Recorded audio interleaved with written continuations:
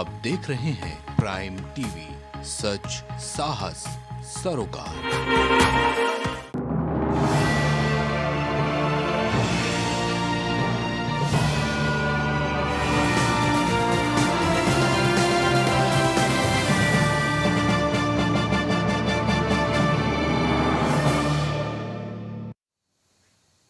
नमस्कार, आप देख रहे हैं प्राइम टीवी और मैं हूं आपके साथ नंदिनी यादव। वक्त हो गया है उत्तर प्रदेश की बड़ी खबरों का। रुक लेते हैं खबर की ओर, जहां एक तरफ ज्ञानव्यापी मामले को लेकर के तमाम बयानबाजी सामने आ रही है, वहीं अब बुंदेलखंड की कथावाचक कंचन द्विवेदी की तरफ से ज्ञानव्यापी को लेकर एक भजन की लॉन्चिंग की गई है।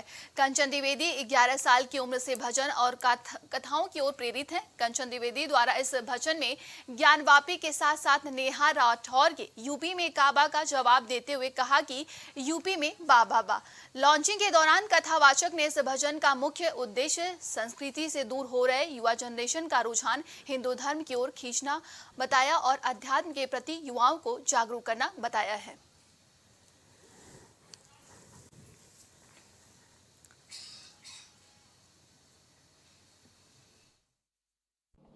हाँ जी, जो मेरा चैनल है उसके माध्यम से मैं अपने शिव भजन की लॉन्चिंग कर रही हूँ, जो कि 3 शिव भजन है। एक जो कि ज्ञानव्यापी के ऊपर है, जो ज्ञानव्यापी आप सब देख रहे हैं, जो कि आज विवादों में है। आप उस विवाद से हट करके एक बार ज्ञानव्यापी को समझने का प्रयास करें, सुनने का प्रयास करें। मेरे भजन के माध्यम से क्या है, कैसे हैं, सारी चीज़ें आपको उसमें समझ में आएंगी। एक भजन जो कि शिव यात्रा पर है, यानी कि हमारे 12 ज्योतिर्लिंग एक साथ आपको श्रवण करने का मौका मिलेगा, तो मैं निवेदन करूंगी कि आप सब उसे श्रवण करें। मेरा उद्देश्य बस एक ही है कि जो हमारे युवा हैं, जो डिस्ट्रैक्ट हो रहे हैं धार्मिकता से, जो डिस्ट्रैक्ट हो रहे हैं हमारी संस्कृति से, जो डिस्ट्रैक्ट हो रहे हैं हमारी परंपराओं से, मैं निवेदन करूंगी कि वो सब इन चीज़ों को श्रवण करें, देखें, जिससे कि उनकी धार्मिक आस्था बढ़ सके और उस धार्मिक आस्था से वो सब अपनी संस्कृति को पहचान सके, राम को पहचान सके, कृष्ण को पहचान सके, अपनी माँ भारती को पहचान सके, जिससे कि हमारी संस्कृति का सम्मान हो सके। क्योंकि आज जो पीढ़ी है, जो हमारे माता पिता हैं, उनके आगे अगर चीज़ें नहीं बढ़ेंगी तो हमारे जो आगे हमारे पीढ़ियाँ होंगी वो राम को भूल जाएंगी, वो कृष्ण को भूल जाएंगी, वो महादेव को भूल जाएंगे, वो बनारस को भूल जाएंगे। इसलिए मेरा निवेदन है कि आप सब इन सारी चीज़ों से जुड़े रहें और जो कि मेरा प्रयास है कि आप तक ये गाना पहुँचे, ये जो भजन है, 3 जो सॉन्ग हैं, ये आप तक पहुँचे, जिससे कि घर घर में भगवान शिव को श्रवण किया जाए। जैसे कि ये सावन का माहौल चल रहा है, सावन का महीना चल रहा है, हमारा मलमास भी साथ में था और उसके आगे आप लोगों ने सावन पूज रहे हैं भगवान शिव को, और इस बीच में मेरे जो भजन हैं वो आपके सम्मुख हैं। तो सावन के साथ साथ भगवान शिव की वंदना अर्चना पूजा के साथ साथ आप सब इन भजनों को भी श्रवण करें। 12 ज्योतिर्लिंग एक साथ और ज्ञानव्यापी जो कि हमारे भगवान शिव हैं, उनके लिए भी अब क्या मुद्दे हैं राजनीति में मैं नहीं जाऊँगी। रायबरेली में पूर्व प्रधानमंत्री स्वर्गीय राजीव गांधी के जन्मदिन पर पूरे जिले में कांग्रेसियों ने पुष्पांजलि कर उन्हें याद किया।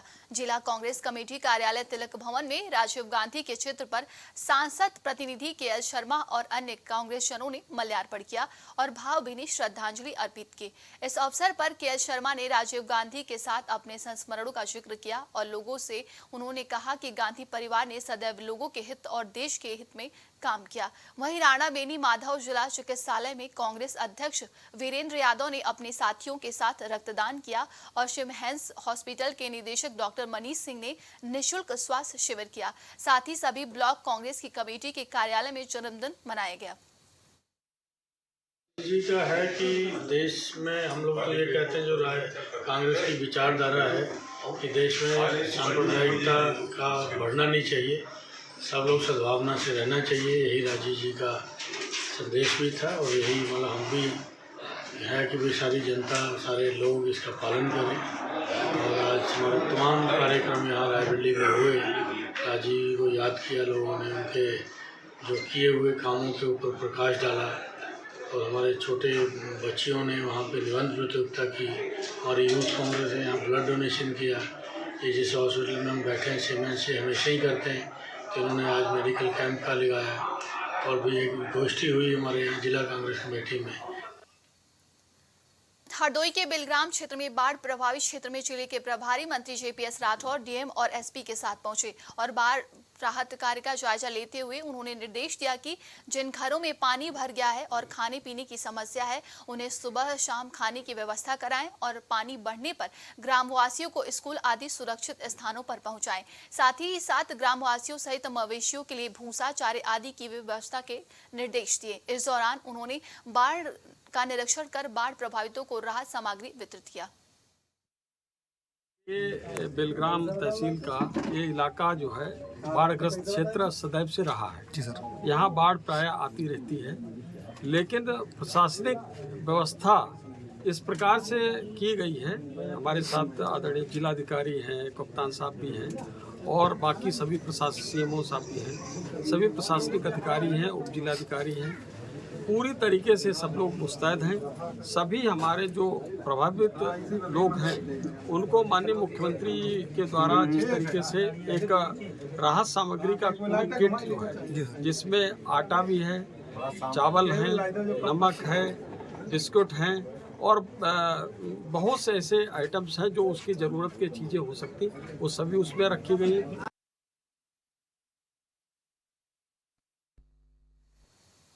देवरिया में ग्राम प्रधान गिरिजालाल श्रीवास्तव ने 1 करोड़ रुपए गांव के हित के लिए अनुदान किया था, लेकिन गांव में विकास अभी भी अधूरा है। वहीं अधिकांश ग्रामीणों का मानना है कि हमारा गांव विकास विहीन है। जब जमीनी हकीकत देखा गया तो जल जमाव की समस्या बनी हुई है। इंडिया मार्ग का हैंडपाइप अब तक रिबोर नहीं हुआ है। जहां प्रदेश सरकार का दावा है कि हैंडमार्क पाइप है उसे रिबोर कराना है, वहां पर सोख्ता का निर्माण अति आवश्यक है, लेकिन प्रदेश सरकार के दावे फेल होते नजर आए। ग्राम सभा में जब पंचायत भवन को देखा गया तो वहां भैंस का तबेला नजर आया। पंचायत भवन के हालात काफी जर्जर स्थिति में मिला है। प्रदेश सरकार का यह भी दावा था कि हर ग्राम पंचायत भवन का सुंदरीकरण किया जाए। वहीं वर्तमान ग्राम प्रधान गिरिजालाल श्रीवास्तव ने बताया कि हमने जो 1 करोड़ रुपए देने का वादा किया था गांव के विकास के लिए, उस कार्य को पूरा कर रहा हूं। साथ ही साथ नाली, सड़क, चबूतरे, लोगों को बैठने के लिए चबूतरे बनवाया हूं और विकास का एक एक पैसा हम विकास के कार्य पर खर्च कर रहे हैं और हमारे ग्रामीण काफी खुश हैं। पूर्व ग्राम प्रधान प्रतिनिधि कमरे आलम ने बताया कि हमारा धार्मिक स्थल मस्जिद है, इसके सामने सड़क पर गड्ढा हो गया है। खंड विकास अधिकारी अनिल कुमार ने बताया कि मामला संज्ञान में आया है, जांच कर कार्रवाई की जाएगी। बाबा, क्या विकास हुआ इस गांव में? ग्राम सभा मेरी पट्टी में बहुत बढ़िया विकास हुआ। कुछ लोगों का मानना है कि यहाँ रोडें नहीं बनी है, सोख्ता नहीं बना है, उस पर क्या कहना चाहेंगे? साहब, यहाँ तो रोड, सोख्ता, नाली जितना बना है उतना कभी नहीं बना है। इतना बढ़िया यहाँ हाथड़ा लग रहा था। देखिए, यहाँ से वहाँ से यहाँ तक पोखरी में बिल्कुल पाइप, हम जानते हैं 8 इंची 10 इंची का पाइप लगा करके आरसीसी हुआ है, आपके सामने है। ये क्या नाम है, कहाँ के रहने वाले? श्री राम यादव, मेदीपट्टी। हमारे ग्राम सभा मेदीपट्टी बेलवनिया में जगह जगह गड्ढों में पानी लग चुका है। पानी लगने की वजह से अगर बीमारी फैल जाए, डेंगू बीमारी बहुत तेज़ी से फैल रहा है। इसकी वजह से अगर किसी को डेंगू हो जाए तो काफ़ी नुकसान हो सकता है।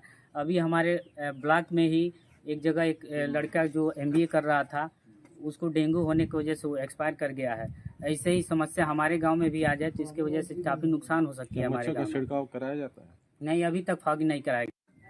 इस समय हम पथरदेवा विधानसभा के मेदीपट्टी गांव में मौजूद है। यहाँ पर काफी चर्चाएं चल रही हैं, विकास को लेकर भी चर्चाएं चल रही हैं। ग्राम प्रधान का मानना है कि मैं गांव में विकास की गंगा बहा दिया हूँ और वहीं आमजन का मानना है कि विकास के नाम पर यहाँ सुंदर। मैं आपको यह भी बता दूं कि ग्राम प्रधान यह दावा कर रहे हैं कि मैंने विकास का कोई कसर नहीं छोड़ा और ग्राम प्रधान ने 1 करोड़ रुपये का फंड भी दिया था जो गांव के समहित में होना था। MTV से रवि रावत, देवरिया। देवरिया में एक अध्यापक चर्चा का विषय बने हुए हैं, जहां बच्चों ने अध्यापक के सवाल का सही जवाब दिया। जब प्राइम टीवी ने रियलिटी चेक किया तो पाया कि प्राथमिक विद्यालय के बच्चों में काफी काबिलियत है। अध्यापक बच्चों को सही पाठ पढ़ा रहे हैं। दरअसल ये प्राथमिक विद्यालय पथरदेवा ब्लॉक के मोदी नगर का है और जब बच्चों से प्राइम टीवी ने सवाल किया तो बच्चों ने सवालों का सही जवाब दिया है।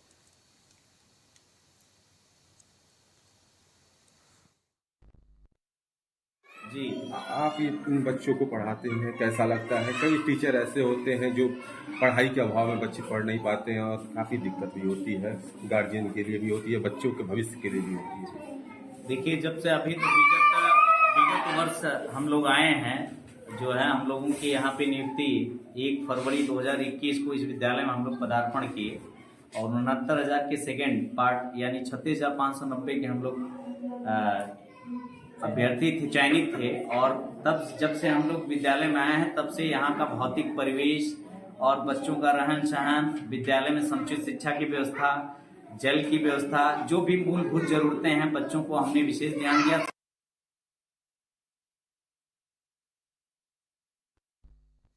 गाजियाबाद में दीक्षित पाल हत्याकांड के आरोपी को पुलिस ने सबूत के आधार पर गिरफ्तार करके जेल भेज दिया था। आरोपी की गिरफ्तारी और पुलिस की कार्यवाही के बाद भी ये मामला गर्माता जा रहा है। पुलिस ने इस मामले में भाजपा विधायक सुनील शर्मा के प्रतिनिधि हरीश चंद्र शर्मा के आरोपी बेटे आयुष शर्मा को जेल भेज दिया है। वहीं परिजनों का कहना है कि आरोपी आयुष शर्मा के पिता विधायक सुनील शर्मा के प्रतिनिधि हैं। ऐसे में अन्य लोगों पर कार्रवाई नहीं हुई। पुलिस ने बिना फॉरेंसिक जांच के ही आयुष शर्मा को जेल भेजकर मामले को रफा दफा किया है। इस पूरे मामले को लेकर पाल समाज के लोगों ने प्रदर्शन किया। उनका आरोप है कि पुलिस इस मामले की सही से जांच करे।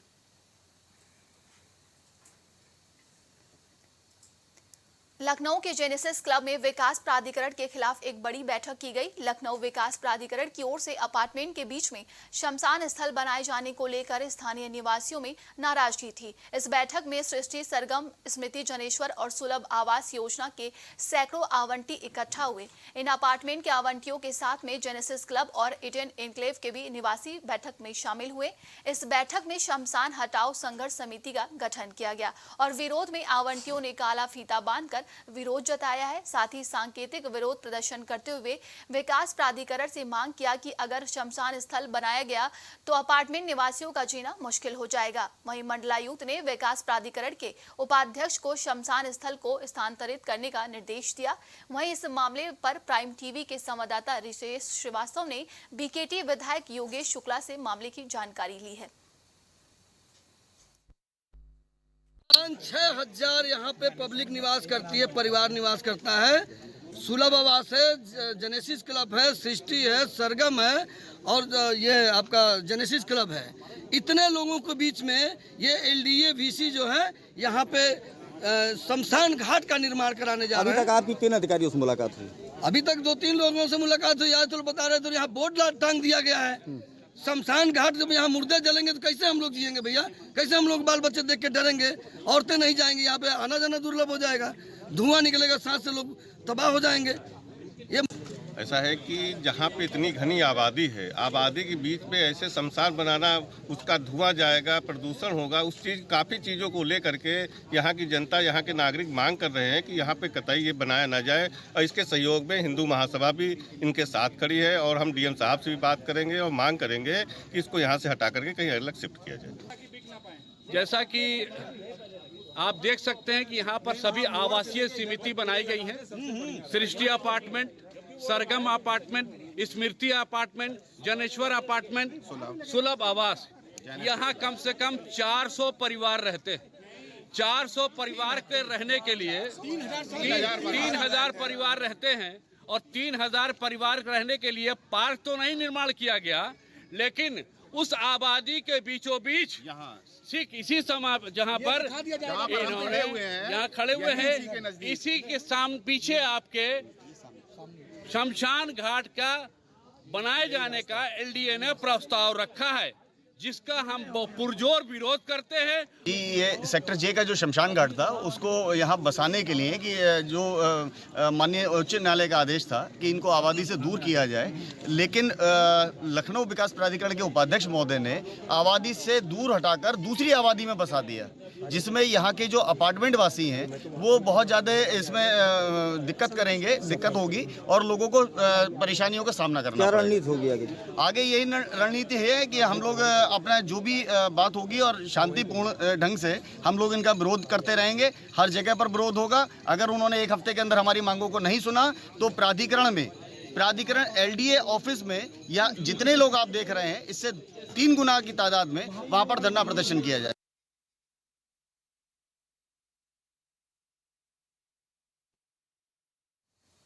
गाजियाबाद में मोटरसाइकिल स्पेयर पार्ट्स के स्प्रे पेंट फैक्ट्री में आग लगने के बाद हड़कंप मच गया। मौके पर पहुंची दमकल की टीम ने आग पर काबू पाया। इस घटना में किसी के घायल होने की सूचना नहीं है। ऑफिसर राहुल पाल के मुताबिक ऐसा माना जा रहा है कि शॉर्ट सर्किट की वजह से आग लगी होगी। पूरे मामले की जांच पड़ताल की जा रही है।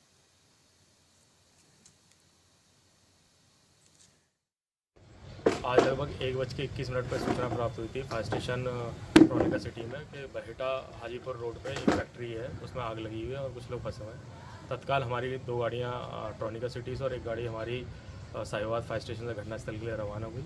यहाँ के देखा तो फैक्ट्री बंद थी बाहर से और उसमें शॉर्ट सर्किट के कारण संभवतः आग लगी थी, जिसमें साइकिल के पार्ट्स में पेंटिंग का काम होता था।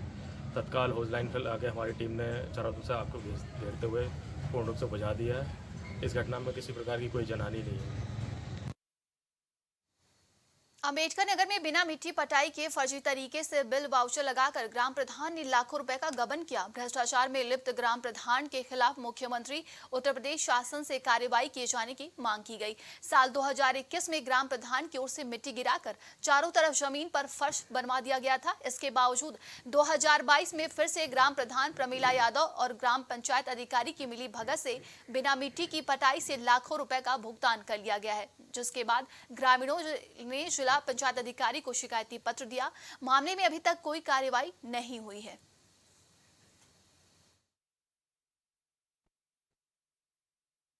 समस्या सर ये प्रधान जी हमारे जो गांव के हैं।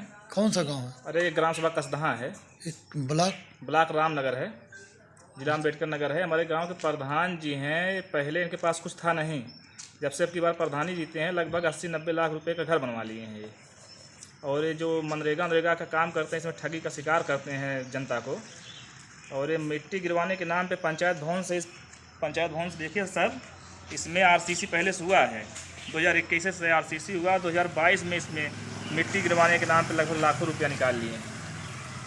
और इसी पंचायत भवन में वायरिंग का कार्य हुआ है। 2020 में वायरिंग हुई थी, 2022 में फिर वायरिंग हो गई।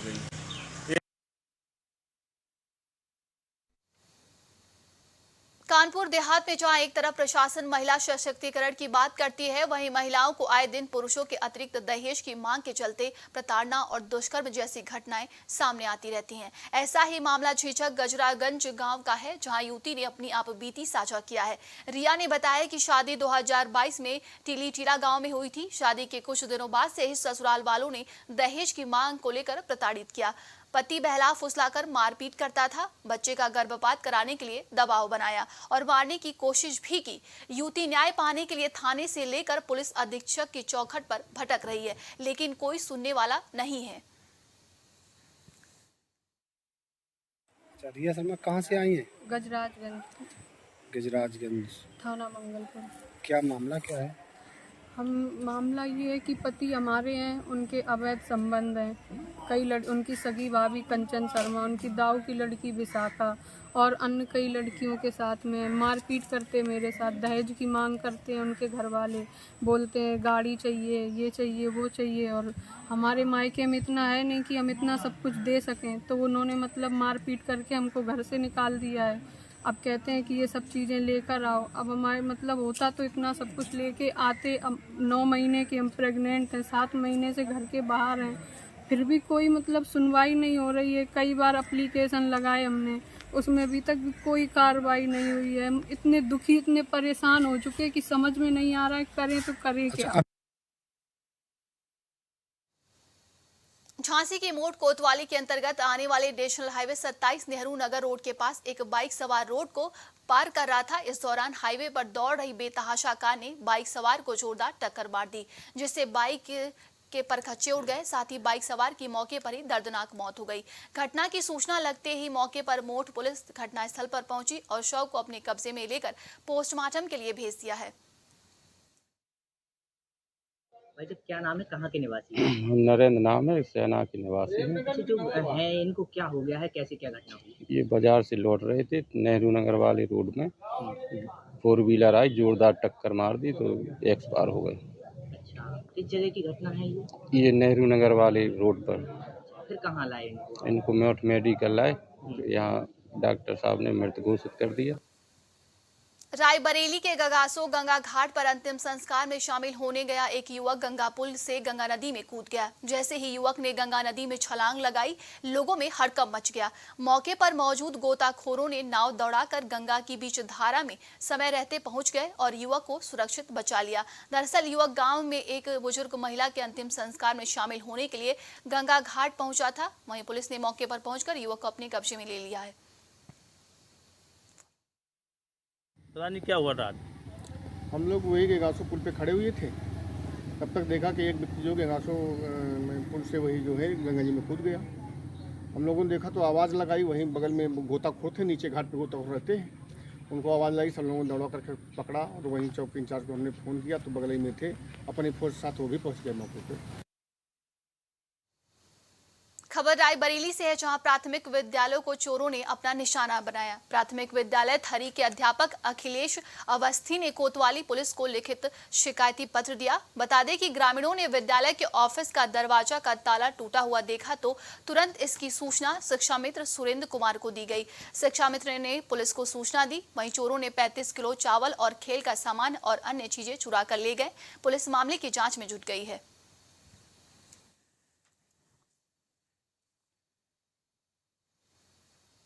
देवरिया में सदर कोतवाली से 300 किलोमीटर की दूरी पर कचहरी चौराहे पर अंग्रेजी और बियर शराब की दुकानों के सामने ठेले खोमचे वाले हैं तमाम लोगों को बैठाकर कई सालों से दारू पिलवाते हैं, जिससे आने जाने वाले राहगीरों को काफी दिक्कतों का सामना करना पड़ता है। प्रशासन के नाक के नीचे ही दारूबाज दारू पीते हैं। शाम होते ही ब्लैक में दारू मिलना शुरू हो जाता है।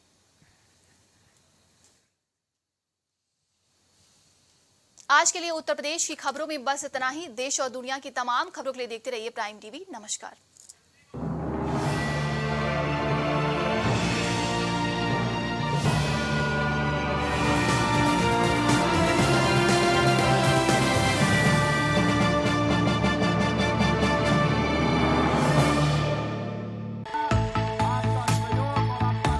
कुछ भाव पुष्प।